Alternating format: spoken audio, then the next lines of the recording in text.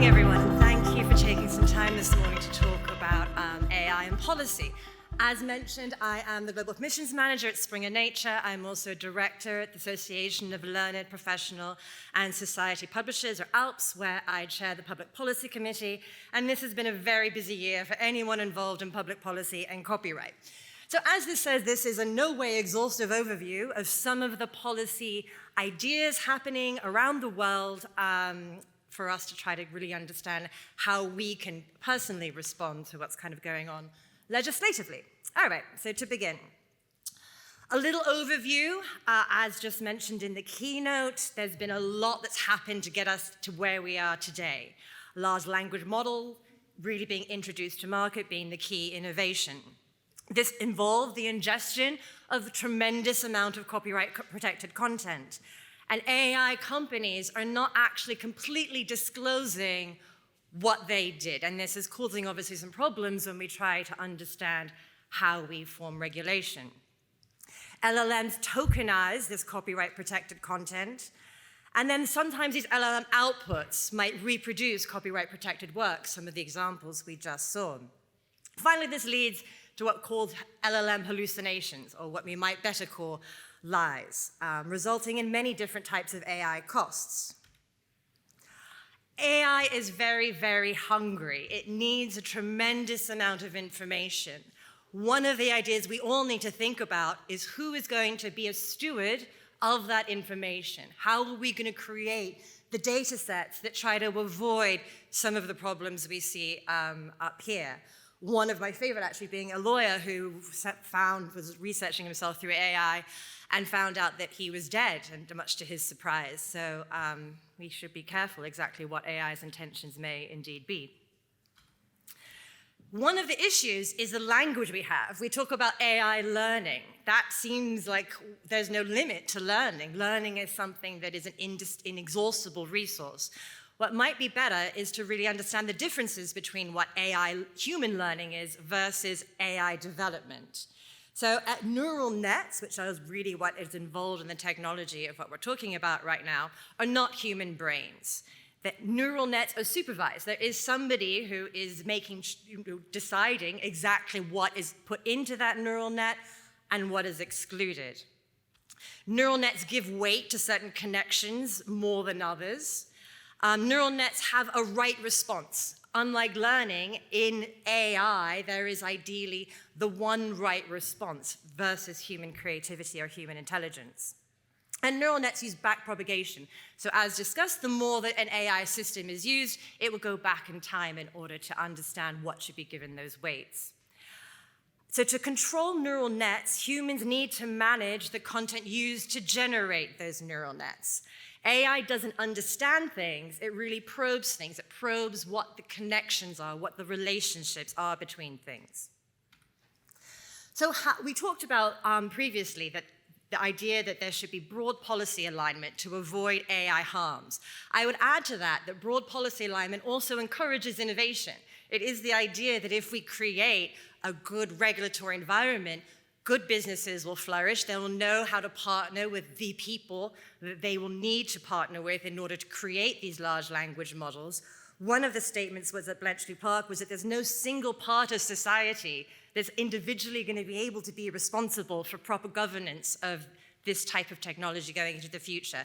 It is going to take every element of our societies and every industry, the rules, the specific ways your industry needs to use AI, needs to reproduce content using AI, may be very different from a different element of society or a different industry or technology.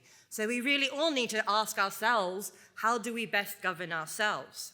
What is the best way that we can think of to go forward to properly use these tools, which are going to be a huge boom for innovation, not just avoiding harms.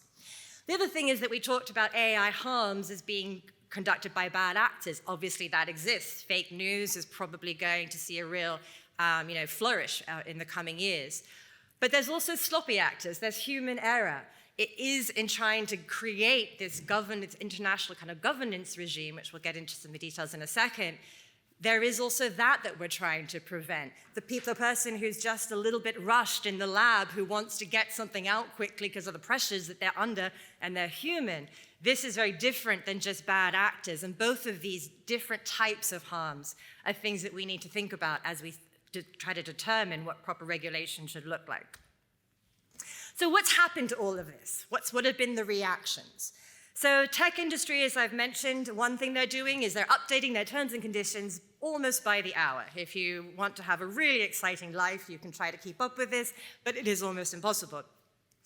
On the other side, we have lots of different publishers, different news outlets, different types of people in the creative industries blocking AI on their website, just putting up big walls saying we want nothing to do with this, and this is also kind of stifling to an innovation.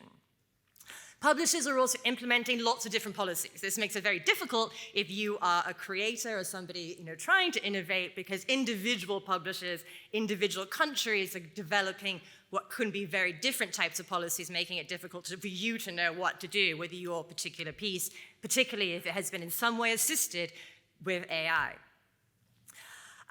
For example, the Atlantic magazine has releasing databases where they are trying to explain exactly what content is being used in these LLMs. The University of Chicago just released last week a tool called Nightshade, which you can use if you think that your content may be scraped by AI, and it makes it a little hard for the AI to read. It puts holes in it that you can't see, but the AI machine makes it, and therefore makes it difficult to ingest. Then there's a lot of the things like what I'm doing as a member of ALPS. There's lots of trade organizations who across the creative industries who are really uniting to try to protect human creativity and to protect the knowledge that really underpins what is a safe and reliable AI systems. Things like the Publishers Association released a statement last week around the Bletchley Convention, et cetera, et cetera. There's consumers who are having a lot of different reactions. There's consumers who are using AI for nefarious purposes. There's consumers using AI and they don't really know what the AI does, but they're going along with it because it might be helping them to create a report. They're not really understanding what they should input or what concerns they should have in terms of output. And there's a lot of rush to be the leader in AI, a rush to get the best new project, to get the best new thing to market, to use this technology to your own good. And all of this, particularly in the United States, is leading to a tremendous amount of litigation and court cases. So what are the current costs? Right now, there's a real lack of trust, I would say, between rights holders and the tech industry. There's a sense that these are two different ideas or two different combating voices rather than us all really being unified, I think, in all of us wanting to create safe, responsible, and ethical AI systems.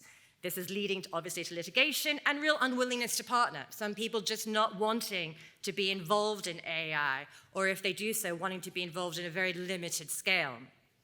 Governments are struggling to regulate. There's lots of bad actors who are taking advantage of this lack of regulation, increases in fake news and in trust in publications. And again, this is all leading to bad data and bad outputs, things like invented legal precedent, deep fakes, and fake death notices. So what are governments doing? There's tremendous amounts of copyright debates everywhere, which is my particular area of specialties. In the US, the extent of fair use is where it's underpinning a lot of the litigation happening. It's very difficult to know what's going to happen or when it's going to happen. Litigation is a long and lengthy time process. If this ends up being a split in between circuits, because copyright in the US is a federal law, so it would have to go to the United States Supreme Court, this could be even further into the future. So while litigation often does give us copyright answers that would help us understand how this technology should be regulated, we are looking at quite a way off. That said, next year, there is one case that is currently still scheduled for a jury trial, and we should keep our eyes on what's going on there. Non-commercial research exceptions in copyright law, particularly in areas such as the Asian region, also in the EU, the extent of these copyright exceptions already exist. Is there a difference between text and data mining and AI learning? We have several different types of exceptions for text and data mining, is this a different process than what we're talking about when we talk about AI development? And lots of people argue that there is. The Creative Commons applicability, for those of us who understand what's going on with the, trying to push open access, there's a lot of concern over whether or not the open access or the Creative Commons licenses are sufficient for AI. CC BY has an attribution requirement. It says you have to know where things are coming from. In science, this is generally considered to be a good thing. We want to understand, where does the science come from? Where does this originate from? And then how has it been reused? AI really upends that. So there was a big conference recently in Creative Commons in Mexico to try to really understand whether or not this in itself may be sufficient. And there's a real questions about where is the role of authors in CC BY content. It's important, as and particularly in my job in Springer Nature, I hear from a lot of authors who in a lot of different sectors, for a lot of different reasons, are very concerned about how their research may be absorbed or incorporated into large language model development. Where they may maybe have certain, their own industry may have policy objectives that they think contradict what's going on with AI. So this has led to lots of legislative efforts here in the UK, in the US and everywhere. We have the UK IPO creating a voluntary code of conduct, questions over whether or not if it's voluntary, who is going to volunteer for it, but we should see this hopefully coming out sometime in the nearish future. In the UK, we also just had the Bletchley Agreement, kind of outlining certain key principles that we thought AI regulation should encompass. In the US, we had an executive order that Biden issued. Again, executive orders are not legislation, so a little bit of concern over to what exactly that means. The US Copyright Office is also conducting consultations, as is Australia, and lots of different areas.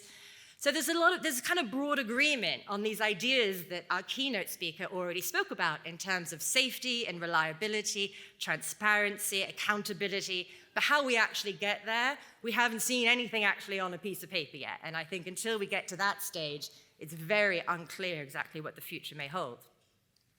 So what are the pros and cons of regulation? There are lots of people in the world right now saying it's too soon. We are at the very, very beginning, as mentioned, of this technology. We don't know what's going to happen.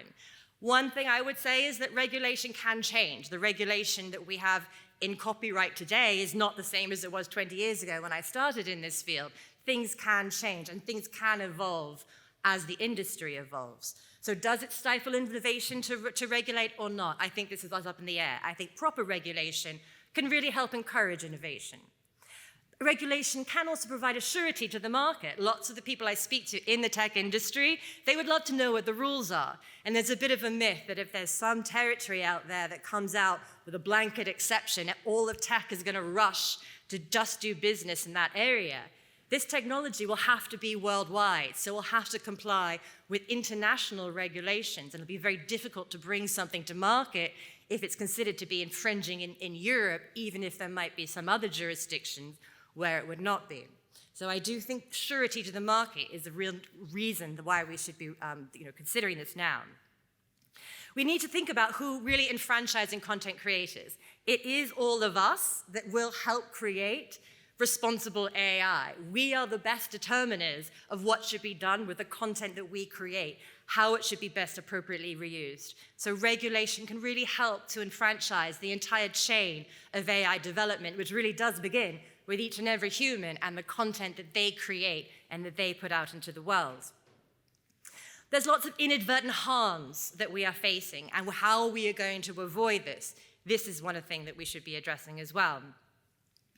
And again, territorial divergence. There's a real concern about what would happen if two major territories, such as Europe and the US, went on very divergent approaches.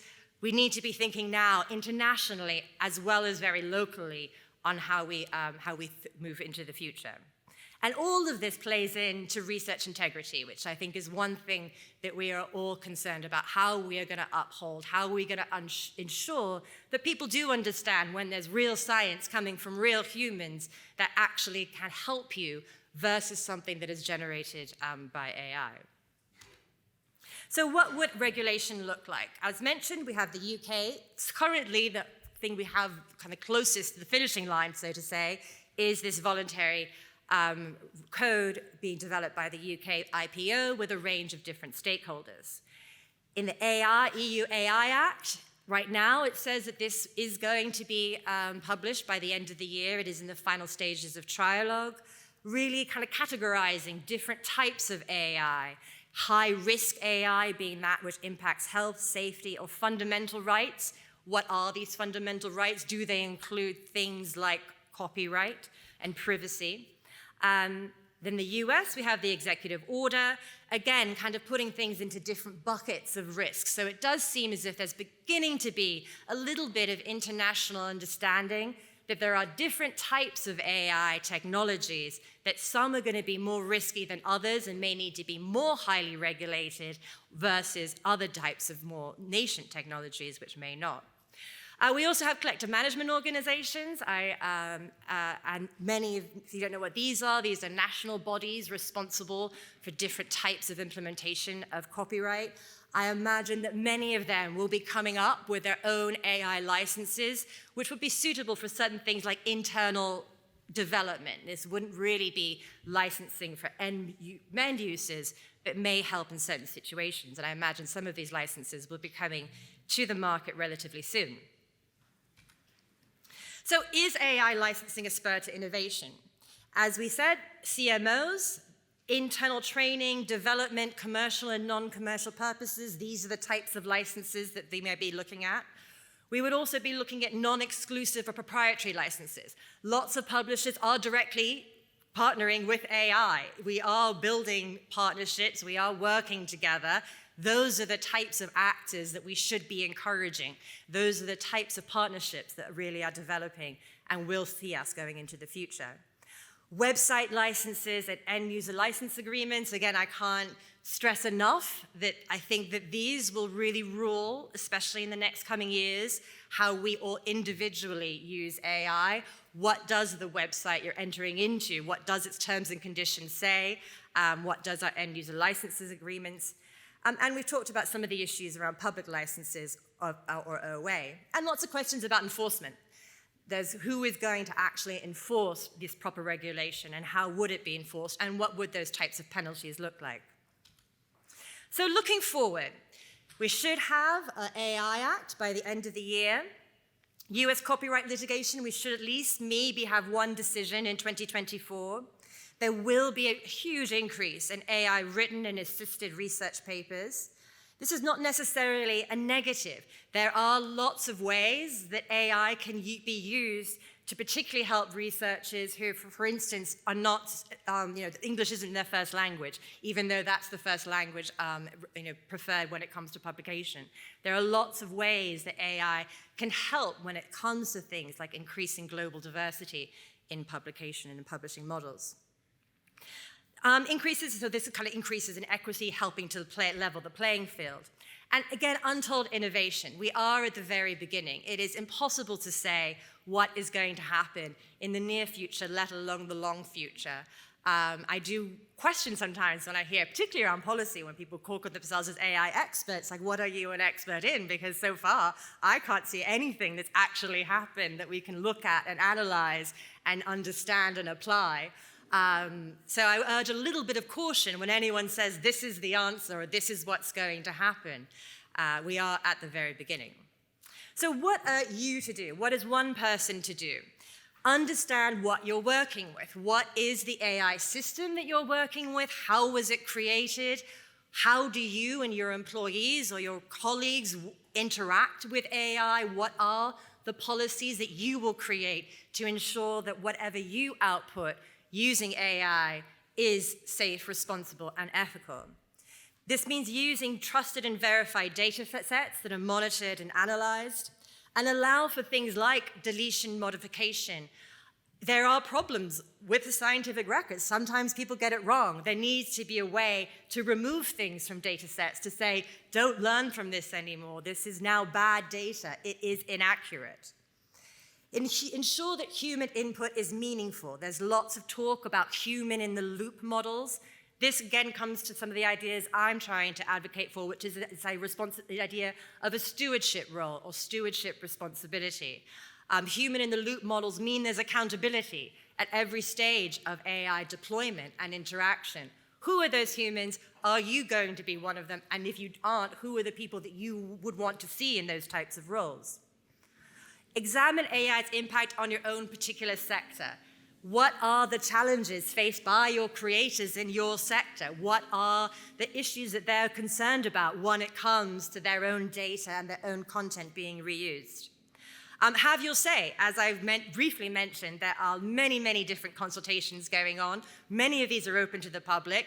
You can go on, and if you are interested in this, you can put your opinion across. This is a time where it seems like anyone's opinion and everyone's opinion who can possibly say anything about AI is welcome. So take advantage of this. This is a time for innovation on every single level of what we're talking about.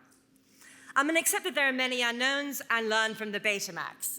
For those of you who know anything about copyright, this was quite a famous case in the US involving the Betamax. But similarly, the Betamax and the VHS, for those of you who are maybe too young, these were these things called videotapes that we could use to record things on television and watch them at a later time.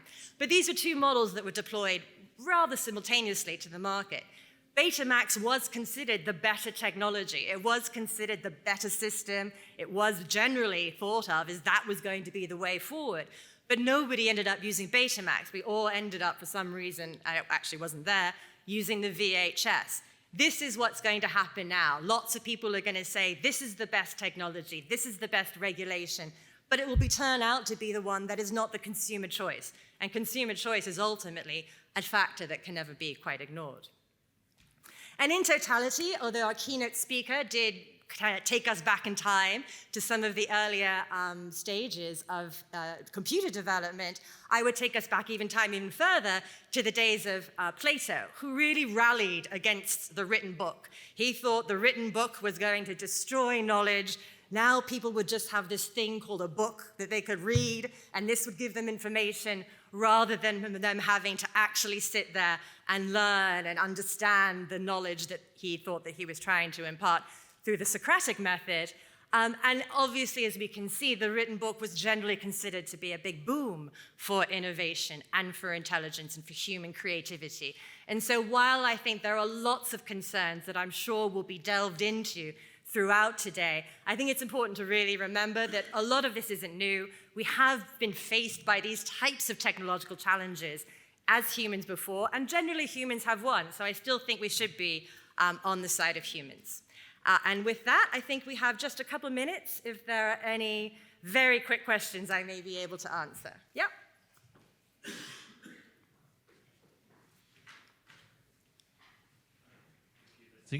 That was really, really good. I've got two questions. So the first question,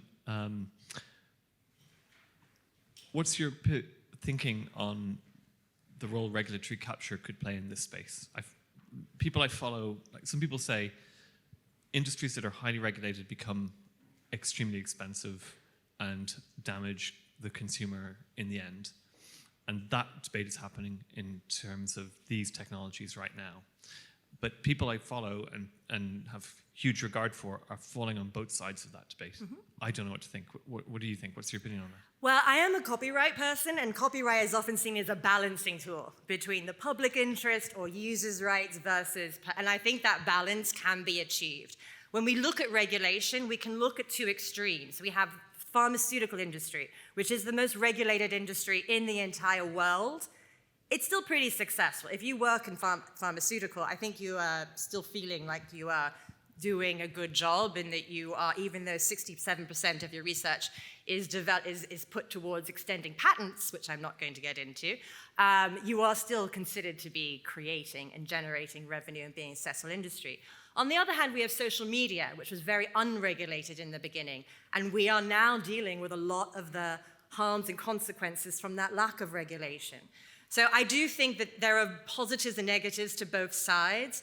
I do think it will come sometime in the middle, and that's what policy and regulation does, and it is human. I think sometimes we think these ideas, regulations are written in stone and they were invented on high and fed to us. They are created by us. We can change them. A license is just an agreement. CC licenses, Creative Commons licenses, were only created 20 years ago. and in response to the Mickey Mouse Term Extension Act. So very different purposes can change over time and evolve. So I think we need to be looking at what should we be doing right now in order to safeguard ourselves and to continue to spur innovation, and really try to walk that line, which is why it's so difficult, which is why everyone in the world has an equal opportunity to voice their opinion right now, because governments, there's no simple answer. And my second question, do you think there's a real commercial opportunity for our industry to sell into these companies a product which is verified, high quality, updatable, and easy to work with? Yes, 100%. I think that more and more publishers are becoming aware of the value of their intellectual property, which is great for those of us who are in intellectual property who've been talking about this for a while. I think that there's a bit of a myth that you need to have ChatGPT levels of data, that you need to ingest the entire internet. As we grow in this technology, it's looking like smaller data sets that are curated can be equally valuable in generating, safe, reliable, trustworthy, and useful LLM models. So I think that the more that all of the chains, all of those sectors of society, as mentioned in Bletchley Park, do come together and do actually partner together, because regulation is one thing, but that's really there for when there's harms, for when there's sloppy or inadvertent actors. In day-to-day business, it's going to be how we all get along, and that is partnerships, that is contracts, that is licensing. Mm-hmm. Hi, more an observation than a question, although following on from Ian's last question as well. You asked about what really happened to Betamax. I'm old enough to remember both. You're absolutely right. The Sony, the Betamax technology was, quote, superior, could record better pictures and so on. But what really made the difference, and I think this is really useful for all of us here to reflect on, was the partnership between the VHS makers, JVC, Japanese Victor Corporation. They partnered with the film studios to license content. And it was that availability of content that you could watch at home on a videotape that really gave the inferior technology, the VHS technology, the edge, and nudged out Betamax. And I think right to that last question, of course, the owners of the content can have a real, quite a profound effect, I think, on the outcomes of these things. 100%. So, I think that absolutely. is exactly right. It is those partnerships that will ultimately help to determine what succeeds and what doesn't, because it's easier for business to get along with what the actual license says than relying on a law, exception, or regulation. Okay, I think that is my time. Thank you all, and I hope you enjoy the rest of the conference.